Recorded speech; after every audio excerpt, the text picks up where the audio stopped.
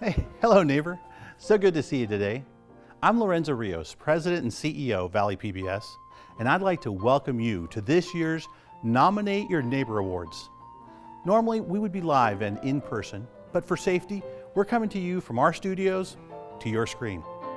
So as they say in the business, the show must go on. But I think that we need to start at the beginning, the way Mr. Rogers would. I'm not a very good singer, and honestly, I'm not as graceful as he was, and I certainly don't look as good as he did. There's only one Fred Rogers. And did you know March 20th is Fred Rogers' birthday? He'd be 93 years old today. And what a better way to honor his legacy and the life lessons he taught us than to celebrate our wonderful neighbors that have demonstrated kindness through helping. Mr. Rogers once said, all of us at some time or another need help. Whether we're giving or receiving help, each one of us has something valuable to bring to this world. That's one of the things that connect us as neighbors. In our own way, each one of us is a giver and a receiver. So now, tell me, what does a tech company, a 3-year-old, a firefighter, a retired school teacher, a mother, and a man dedicating his life to helping youth have in common? Well, tonight we are answering that question. Valley PBS has been the Valley's preschool, classroom, stage for the arts, and lens for exploration, pointing citizens of all ages to destinations where their interests will be served, their spirits lifted, and their voices and perspectives heard. Our mission has always been one that enriches, educates, and strengthens our diverse Valley community through the power of public service media. Tonight, we are sharing 6 amazing stories of kindness, service, and support by our Valley neighbors that have made an impact in their communities, or should I say, our communities, through the power of helping. Our first story begins in the city of Bakersfield. Eddie Lane volunteers his time to support and mentor Kern County youth, ensuring that they have lifetime experiences. Picture, let's hear about the winner of the Volunteer Award. There are so many volunteers in this community who give from the heart. Carolyn Belli is the primary reason why we're here. Well, Jeannie Parent is the reason why I got involved with Mesa Verde. This is my neighbor, Janie Flores, and Janie heads the Migrant Education Program. Bill is the president of the Parkway Foundation. I'd like to introduce Steve Montgomery. He's the president of the Sierra Club. During our Science Day Camp programs, Eddie has gotten together a group of retired school teachers who have come down and have taught the children. Every time we call on him to come and show our students, teach our students, expose our students to that which they have never been exposed to. We are indeed grateful for Eddie's efforts on behalf of the environment and the community in general. And thank you for your tireless volunteering. Whatever he gets involved in, it's a cause that is for justice and for serving the underserved people. And he does the hard work, which is the part not just of writing letters or giving money or coming to a meeting once in a while. He does the one-on-one part, working with individuals, whether they're incarcerated, whether they are in immigration retention camps, whether they are children who are from underprivileged homes. He does that work and does it so beautifully that he still has friendships going on many years with people that he has worked with and mentored through that time. And at the same time, he has been very active in protecting Mother Nature and doing what needs to be done to see that opportunities in nature will be available not only for this generation, but for generations to come.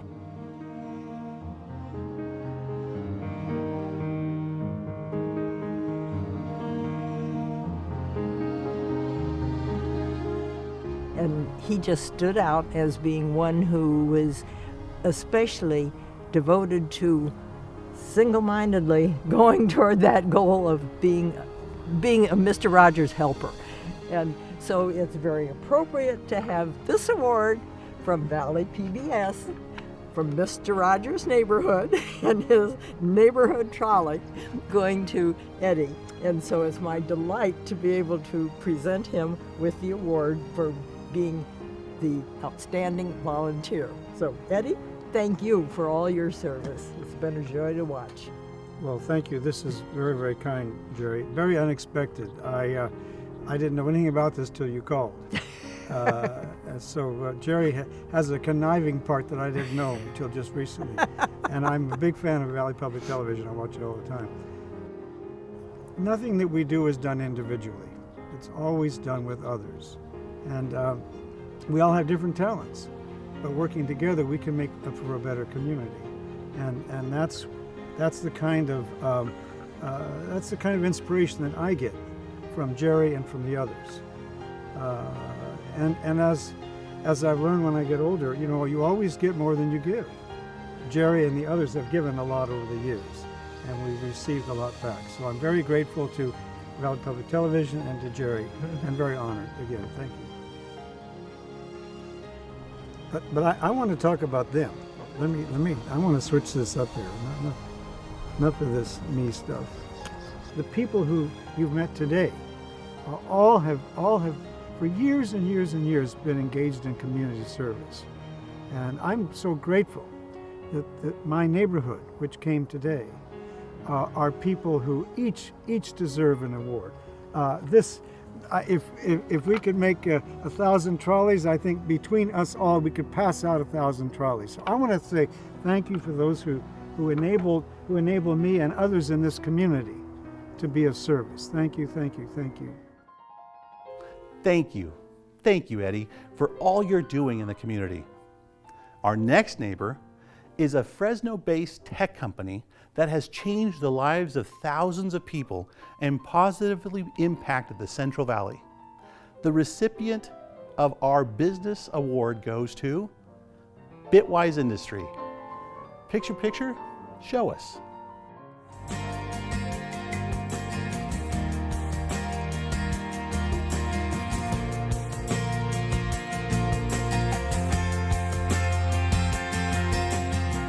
Jake and I started Bitwise Industries in 2013, believing that we could change our city and uplift the local talent here by introducing and catalyzing the technology industry. But the why we do what we do is really deeply rooted in our life stories. Yeah, I mean, for Irma and I, technology was really an inflection point in our respective family stories. My grandmother came here from Mexico. My father was raised very poor in Los Angeles by my grandmother and my grandfather. And he was working as a night watch security guard in Los Angeles, and went home after a particularly difficult shift, turned on the television. There's an ad for this thing called the Computer Learning Center. And as far as he knows, this is a place you can go to learn to computer. And that was a pathway to a better life, to something that was a different sort of career than would have been expected for somebody coming from his story. And so he did, and that is ultimately the beginning of a story for how he became a computer programmer. And it was an inflection point for his life, and ultimately changed the sort of opportunity that my siblings and I were able to enjoy. And really, my father's story and Irma's in so many powerful ways parallel each other. Yeah, my story is similar in that the technology industry became this transformative force in a life I didn't expect to lead or live. I grew up here in the Central Valley in a small town called Carruthers, California.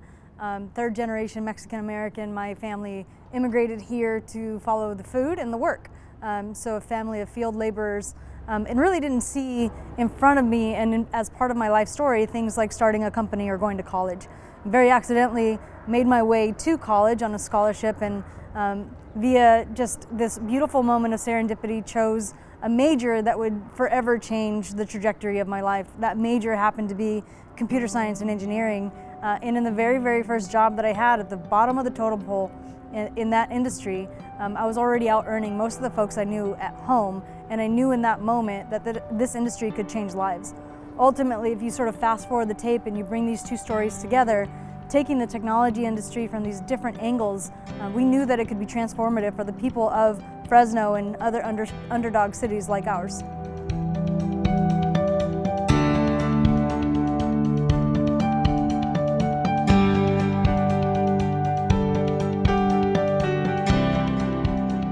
What we intended to do is to build a sense of place. It's a place to create community around the technology industry. This is where you come if you're ambitious and interested in the technology industry. This is where you come to find it. This is literally the dot on the map or the flag in the ground where you can come and be around people who are interested in similar things as you're interested in. And so what we wanted to do inside is build these lively, bustling, happy places where aspiring technologists could meet their aspirations of finding that place. What the sort of thing that you picture other cities have, the big cities with the shiny buildings and the glass walls, we wanted to build something similar here in such a way that Fresno could be really proud of it.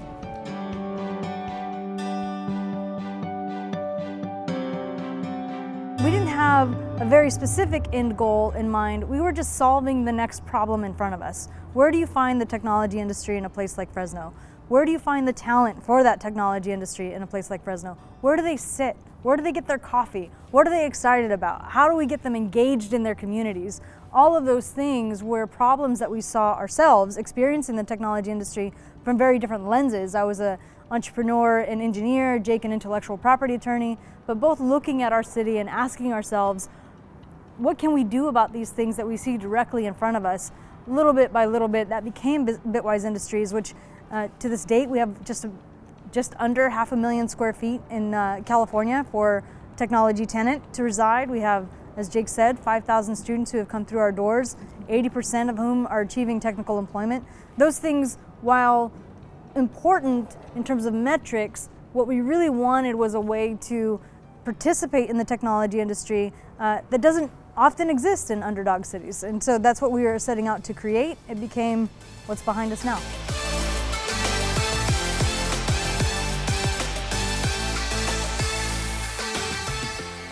Irma and I both feel really fortunate to get to do this work and serve our city in this way. And it's a lot of fun.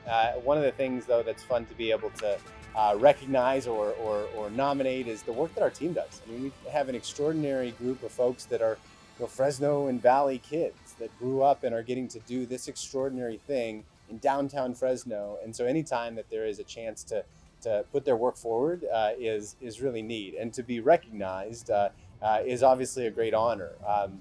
This began all very, very small with an audacious vision that now that it's lived out in, not one, but 4 buildings in downtown Fresno, not one city, but 5 cities across the country is really exciting. And so we're glad people like it. From humble beginnings comes truly something impactful. Thank you, Bitwise. Our individual award winner saw a need to help improve the health of our community by improving the lives of all its members. Let's hear the story of Nancy Waitlaw.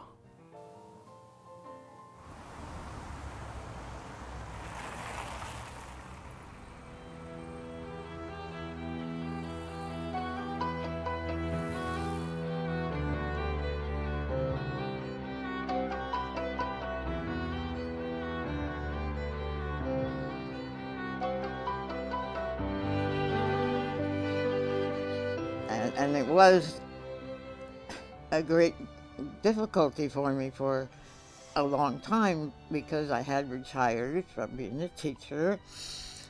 But then I needed to do something. I had gone around and volunteered as a helper in people's classrooms kind of thing. I was doing little things like that, and it just didn't seem like, what was my life for? I wasn't having any really good feeling about what I was doing, not enough, okay? But then Claudia Sweet, I'm going to give her a plug because she was my life coach. But I went weekly and talked to her, and I figured out what I wanted to do and what I could do.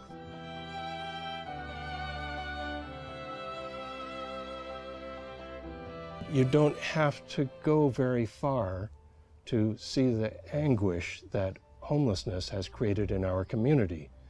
There's the man who lives at the post office up the street. There's the people that live behind the thrift store down this way. There's the folks working the signs out on Blackstone and at the freeway interchanges. And I look at that stuff and recognize the horror of it. And so I go home and maybe I write another check to the Central California Food Bank or Poverello House, or might even drop an email to my city councilman and ask for some focus on the thing.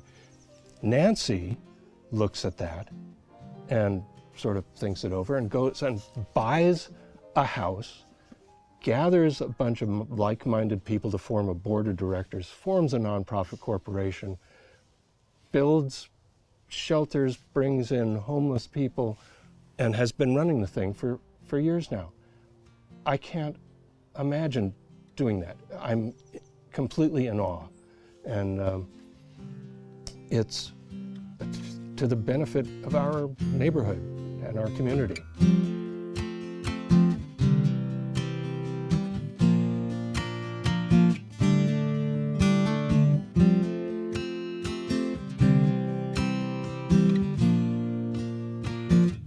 I'd gone to meetings with people like Art Dyson who were working on the homeless problem, but they talked a lot.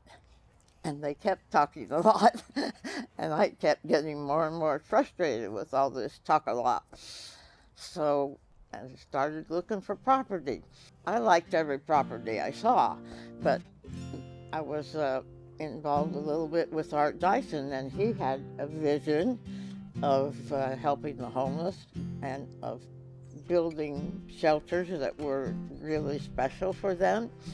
And so I would bring the properties to him, and he would say something like, well, how are they going to get to the grocery store, to get what they need, or something like that, something that showed me that I hadn't thought this through quite enough yet.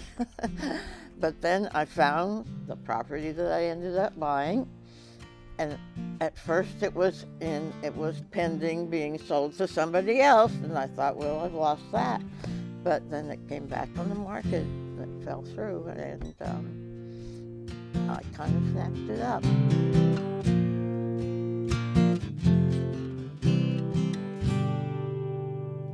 Pretty much my whole adult life I've been homeless. I have 5 kids whom I've lost 3 of them through CPS, but I've been able to reconnect with them since I stayed at the DEG. Before we found the DEG, nowhere else would help us because of our failure to reunite with our oldest 3 kids.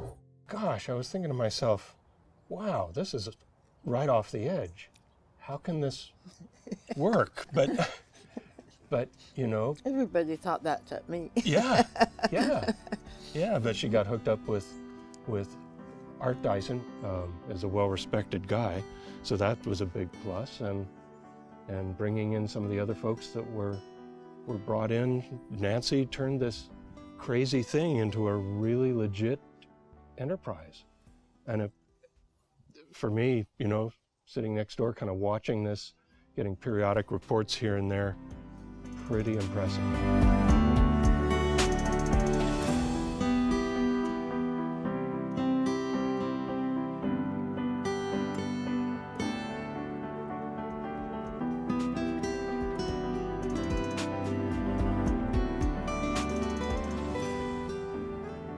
Since then, we have been sober for a year.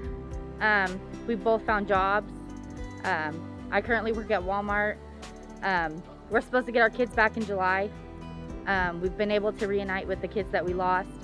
So our oldest 3 kids whom were taken from me at birth, we got to meet them, spend Christmas with them. Nancy's an amazing person. If it wasn't for her, then we wouldn't have the opportunity to know our kids. I'm wishing and hoping that people's view of the homeless will somehow be turned around.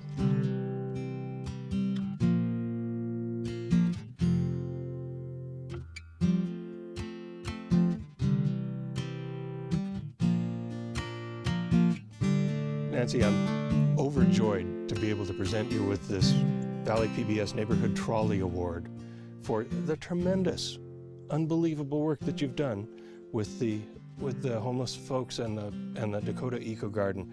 Thank you so much. You're making our whole community a better place. It's such an honor to be your neighbor. I really appreciate what you've done. All right, Jeff. Wow.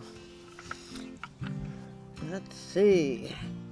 How many people could live in that? Yeah, right, right. But that's going to have a place of honor in my living room, you know. But over the years, actually, it's been a long time since I've got any kind of award. But I did used to get a plaque now and then, and, you know, get to speak in front of a group of people and things like that. People have come and they have worked and they have helped and they have donated. It has no government funds. It's totally supported by the community, by donors. And so this represents a lot of work and money from a lot of people, not just me. So they all should be able to see it. Hey, that's a wonderful thing right there. Nancy truly understands that everyone has something valuable to bring to this world. Our thanks to you. Now, this next one is pretty tough. You know, a parent should never lose a child. No one understands that more than Lorena Tapia. After losing her daughter, she created the nonprofit Project L'Oreal, both to cope with her grief and help other parents through the difficult time. Let us look at the impact of our nonprofit neighbor, Project L'Oreal.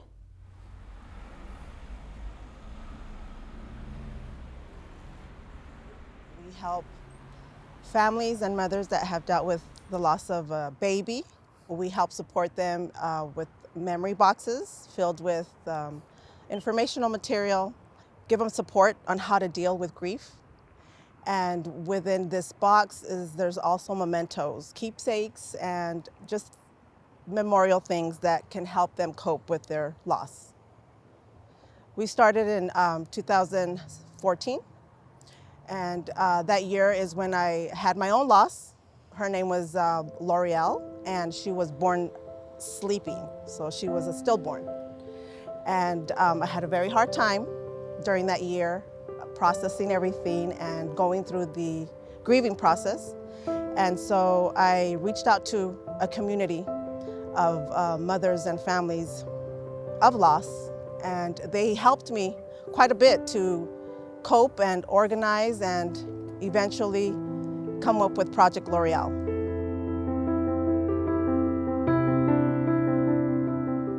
So the very first box that I made was a very emotional time for me. During that time, I was in a very deep, dark place, and I didn't know how to go about doing something. I know I wanted to do something, I just didn't know what, how. I couldn't find the way to keep L'Oreal's memory alive. And I believe it was sometime in November, December, where I decided to start Project L'Oreal. So with that very first box was, it brought tears to my eyes, to be honest, because this stranger that I didn't know that reached out to me wanted one of these boxes because of her loss, and we just instantly gave each other a hug. We cried together. We didn't speak. Not one word was said. And that moment right there was beautiful.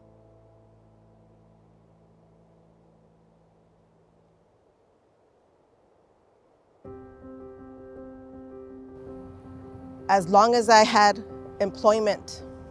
I knew I had income coming in.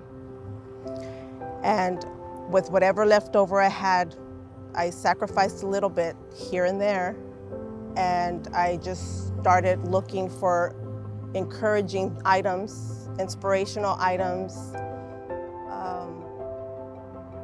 angel wings, butterflies, just anything that will represent a baby, a loss of a baby, that will help. And little by little, I just started accumulating things. And I just picked from those things exactly what I wanted in those boxes. And I promised myself, I don't care how I do it, but as long as I am employed, I will do it myself and get these boxes, put together and sent out with my own money. I did that for 6 years. So Project L'Oreal it means a lot, and I'm glad that she found strength in something, because she was having a hard time grieving with her loss at first. So I really admire her for finding, this project and putting her whole heart into it, because she does put a lot of her emotions into each box. Each box is made with lots of love, and so it's something that I admire her for. Amazed by her, just taking the initiative to do something so that her daughter's memory can be kept alive. Just trying to do something for other parents that are grieving, and in the process herself, cope with her grief in that way. I know it was a very difficult time, and sometimes when we love someone, and you see them hurting, you don't know how to help them. But the best thing to do when someone is in the situation is just be there for them. Even if you don't talk to them or anything, just be there. Let them know that you're there. Just be a listening ear, or you don't have to say anything at all, but be there. Lorena, I was part of nominating you for this year's Neighborhood Trolley Award from PBS. I can't think of anyone else that deserves this award more than you, because I know how much effort you put into these boxes and how much love and support you have shared with people in need, mommies in need, families in need. So I just feel that you're very deserving of this award. Thank you, ma'am. Thank you.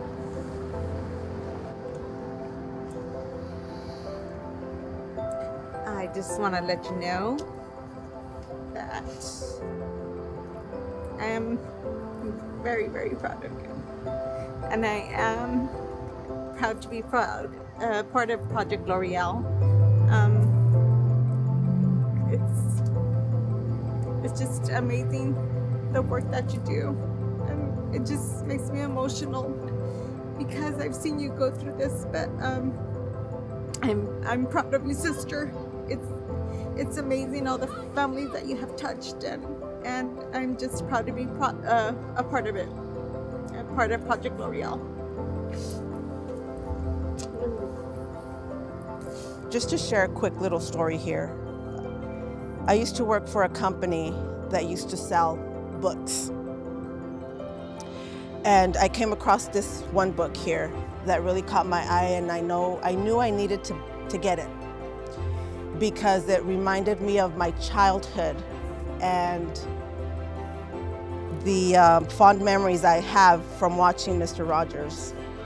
He instilled in me values and morals, but most of all, kindness. And that stuck with me. I want to continue that tradition with my children and with everyone else that I can touch. I just want to thank everyone who nominated me and who's ever been touched by Project L'Oreal in some kind of way, shape, or form. Thank you so much.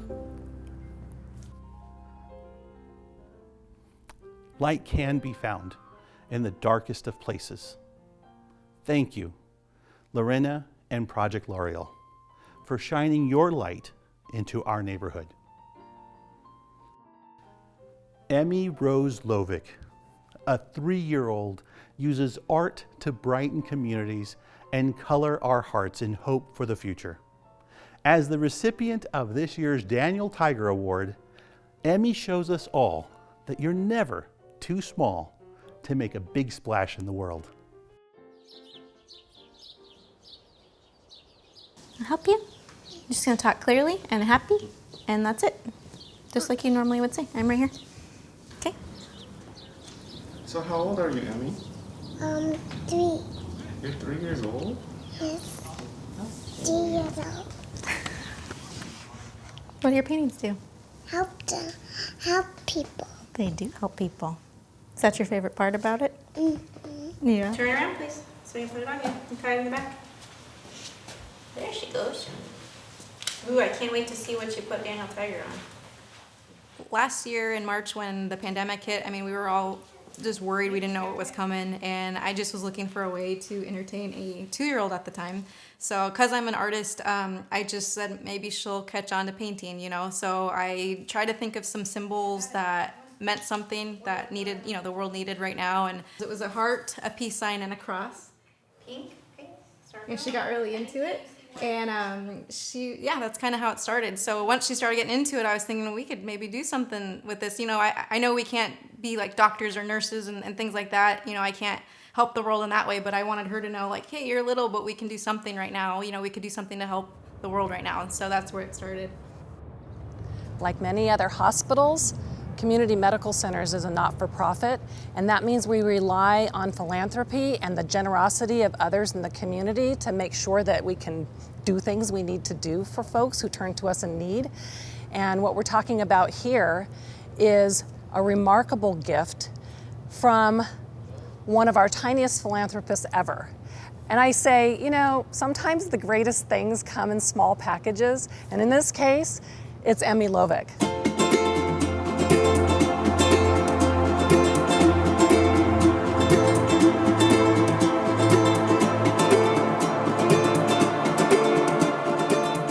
This little girl has raised over $6,000 with her artwork through her heart and lifted the spirits of our healthcare workers, brightened their days, brightened their hearts by erecting some paintings of love.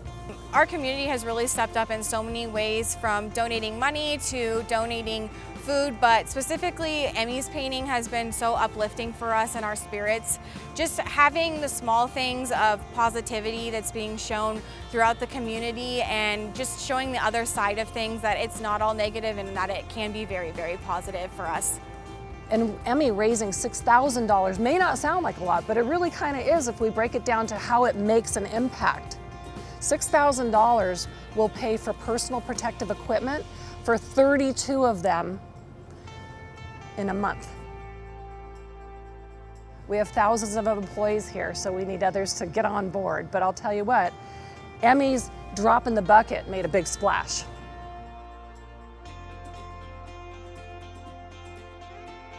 Who'd you make those for? That's okay. Well, that's the new toy you guys gave her. What is that? Those are stats. I'm Tammy, and I'm Emmy's Grams, and it brings me joy every single day. It's kind of like the circle of life. I raised my beautiful daughter.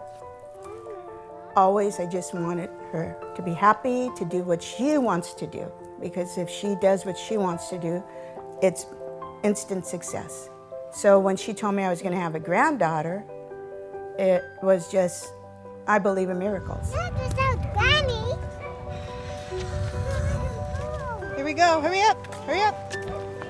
This is the circle, different areas that we show in case Mom needs us. Ready? The more we get together, you have to sing it. Oh, I'm not singing it then.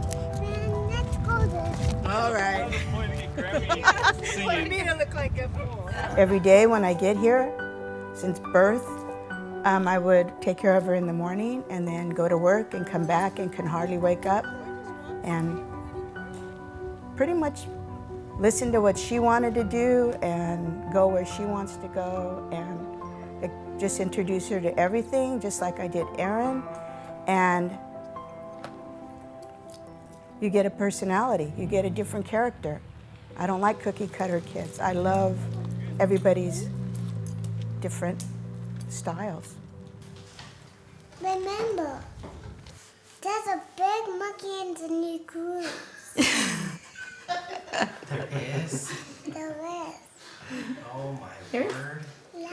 I'm not, then you smile. Can you smile, please? She has grown. I mean, art can kind of, I mean, it's just a way of self-expression in general. So from the first painting all the way till now, she's more confident. Whose favorite color is this one? It's gonna be Emmy's favorite color.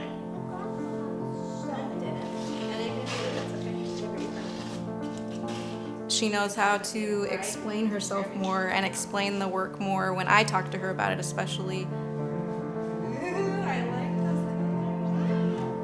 And I think she's actually getting, I mean, she's never gonna understand the full magnitude till she's older of like what she's been doing with these fundraisers and everything, but just now she's grasping the concept more of helping people, of what it's doing, of, hey, people are proud of me, I'm proud of myself.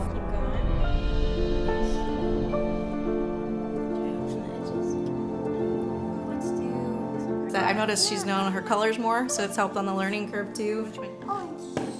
Her eye-hand coordination, just the normal things that like kids need at that age anyway. But yeah, just concept of painting and being confident and knowing she's making a difference. I think I've just seen so much over the past year.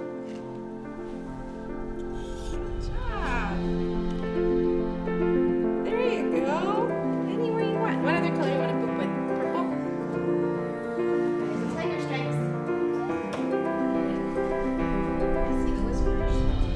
Emmy, this is the last one she's done so far. This is the latest one, and this, I actually just did the tally on it. She's done 119 paintings up to this point, which is crazy.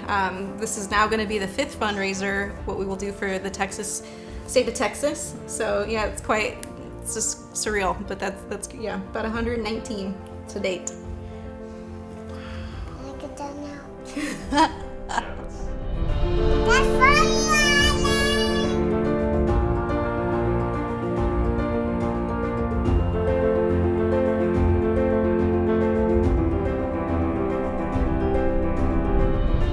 Emmy, you're a special little girl, and every morning what do I say? Who do I love the most? Emmy? And who can do anything that she wants? And who's the kindest? Emmy? You can do anything you want. So I think that you deserve this special award, the Spirit of Daniel Tiger Award. Thank you, Mommy. You're welcome, my love.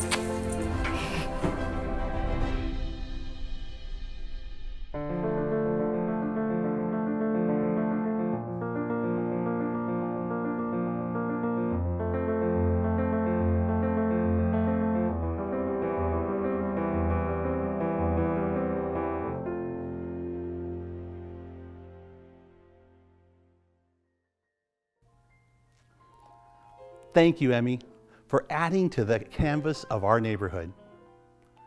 Finally, we are excited to introduce to you the winner of the Spirit of Mr. Rogers Award. Last September, when fire claimed over 375,000 acres in the Sierra National Forest, Jill Ari Levin Arroyo, Ari to her friends, got to work. She assisted firefighters, helped with evacuations, and helped keep residents informed about the conditions of their property during the Creek Fire. Picture? Please share Ari's story. To meet Ari is a whirlwind. She's an incredible human being. She's full of energy, and that's one of the things that really attracted me to her. And you really have to be on your A game to catch up with her. So, so we got to know each other, and eventually we wound up marrying each other, and she had a daughter, and quickly it became an instant family. And then we moved up here to the Fresno area. We moved up Shaver Lake, and we quickly became firefighters. Ari became an engineer, and she has a lot of pride in that. Wherever you go, you know, she'll tell you, I'm not only a firefighter, I'm also an engineer, and I think that brings her a lot of pride, and as it should. She's learned it. She's learned how to really maneuver that engine, and she's very good at it. And then obviously we got hit with the biggest fire in California, Creek Fire.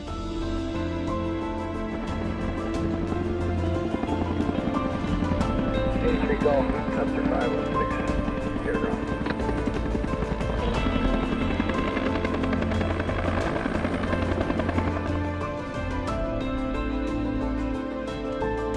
We came back to see the devastation of what was left behind.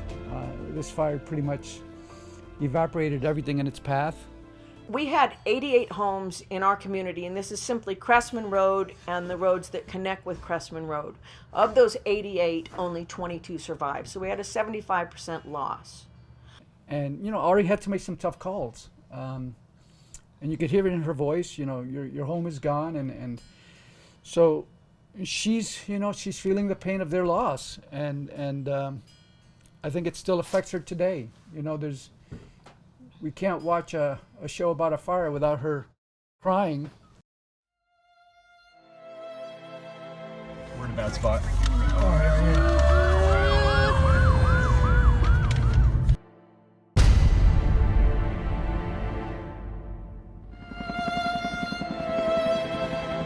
Every morning at 5 a.m. she would wake up and she would send out reports to everyone. So by the time our neighbors woke up, holding that first cup of coffee, they had a full report of what happened the day before, and they were ever so grateful. And the calls came in, and is my house still there? Is there a lot of damage? Has anything been ransacked? And we assured everyone that we were there, and we did patrols, and we went through every single home that we could. So it was really just constantly making sure that there was nothing burning that was going to take out another house. We might sometimes find a tree that was burning that could go across the road, so there would be loggers that would come up, CAL FIRE would send them up, they'd cut the tree, things like that. And sometimes we had a tree burning behind our house, about 140 feet, burning up the middle, and all we could do was watch it burn. You couldn't cut it, you couldn't do anything. So sometimes you just had to watch and make sure that nothing else happened adjacent to that one hot spot.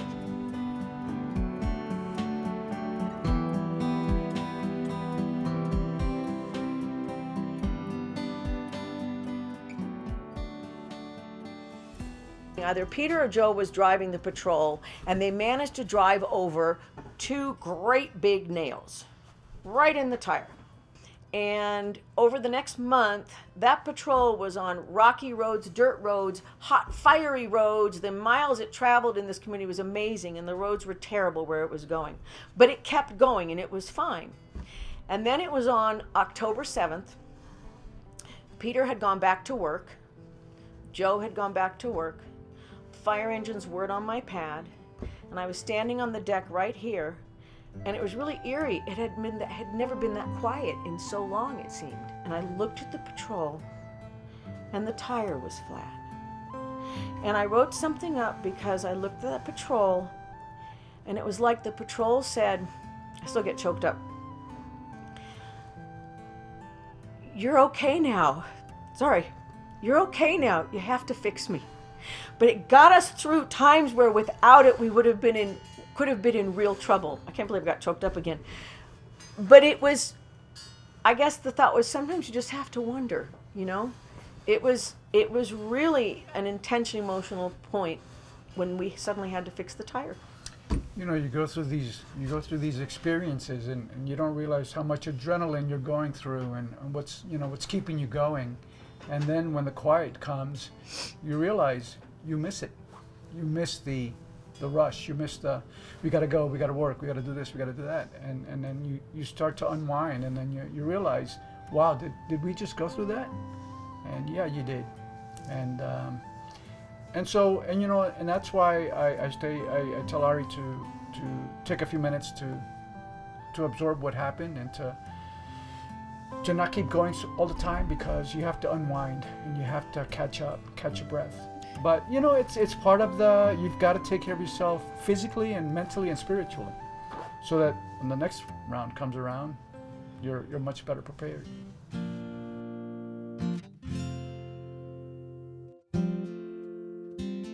Gonna get you out of there. Oh, watch me.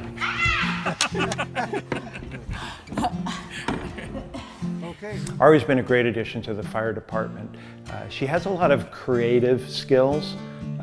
She's very much an artist in her spare time, and so when it comes to doing documentation or you know, interesting things for the fire department, she takes on those tasks. She's also been a heavy donator to the fire department. She creates things, wonderful sculptures with old fire hoses and things, and sells them and gives a portion of the profits back to the fire department.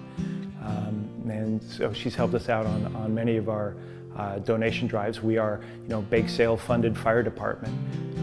She took over our main fundraising a few years ago for our main barbecue, and last year, even through COVID, she was able to bring in quite a lot of money through her creativity. So she's been a huge asset in that way, as well as a driver in the engine. It's been an old boys club, honestly, and she has broken that barrier, and she is a driver. I would trust her with any of our rigs, and it's been wonderful having her on the department. Ari, I can't think of anyone more deserving than you of this award. This is the Valley PBS Mr. Rogers Award. You deserve this more than anybody, and I love you dearly. I know you're going to start crying. No, I'm not going to cry. I swear, I'm not going to cry. This is for you, and I nominated you, and I think Thank you. Well deserved. Thank you. Well deserved it. You know, everything I did because it makes me happy and because it was the right thing to do, but this is really cool too. Thank you for all your efforts, Ari. Well, that's all the time we have today, neighbor. But before I go, I'd like to present a surprise award to Cressman's General Store. Cressman's lost everything in the Creek Fire, including their trolley award from 2019. So tonight, we are delighted to be able to send another award their way. Picture, will you please do us the honor? I think I hear a trolley. Sounds like the trolley I lost in the Creek Fire. Hi, Ari. Hey, Keith, how are you? Good, thank you. You know, I nominated you back in 2019 for the Fred Rogers Good Neighbor Award, and Cressman's Store won it because you did so much for the community and so many people's lives were made better. We know you lost yours in the Creek Fire, and we'd like you to have a replacement so you will always have your well-deserved trophy. Wow, this is great. Thank you, Ari, and thank you, Valley PBS. Now, I want to leave you with this final thought from Mr. Rogers. As human beings, our job in life is to help people realize how rare and valuable each one of us really is. That each of us has something no one else has or ever will have. Something inside that is unique to all time. It's our job to encourage each other to discover that uniqueness and to provide ways of developing its expression. Isn't it a good feeling to know you're alive? Fred Rogers believed it was. So do we. Until next time, neighbors, I'm Lorenzo Rios from Valley PBS. Thank you for watching.